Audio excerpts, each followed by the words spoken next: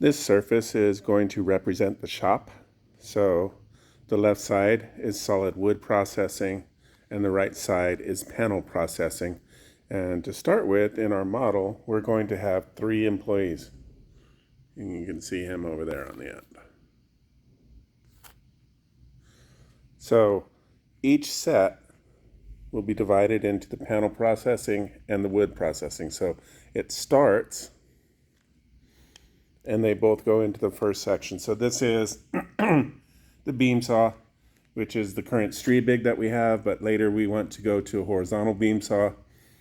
And then on this side, we're going to get rough millwork, gang rip saw, and a planer to get all of our wood to 2.5 inches. So whatever time frame it takes for here, it has to match the time frame for there. So these sets are going to move from one to the next one at the same time. And then the next set will start where the other one left off. Now, initially, we don't have enough people. In fact, we only have one person on each side of the shop. So the employee has to follow the set to the next stage. Meaning this stage doesn't work at the time. But initially, we only have to do 2 sets per week, which is Las Cruces Homes. And so these guys can get all the way over to here before the next set starts. So long as at the end of the day, or whatever, we get one set moving from the finished part to the delivery truck for an installation. In the beginning, this has to be 2. So when we upgrade the shop to double our production, we only have to add 3 employees. So 1 in each of the spots. And eventually, we would want to get up to 9 employees. So that every day, 2 of our sets run through and finish each stage.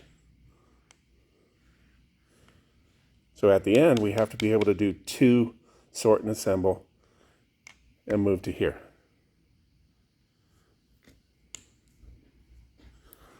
So the 2 acquisitions that we need for the shop are the Salvador Push 250 and the Vertigan Patho.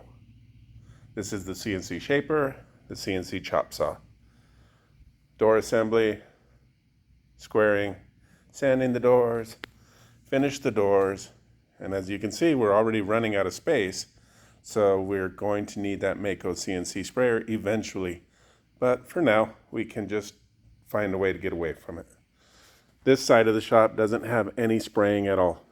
This is all colored melamine, edge banding. You can see we get edge banding here, starting with the beam saw, chop up all the melamine like this, CNC boring and machining, and edge banding, doweling, and we're going to later upgrade to dowel insertion with a pre-glued dowel, sort and assemble, put them through a case clamp, and then they'll move here. And the sets don't have to actually manufacture in one day. As long as we start in the beginning, if we want 4 sets, we need to start 1 set every day. And then we get 5 sets per week. Later, we would start 2 sets per day. And so what we would want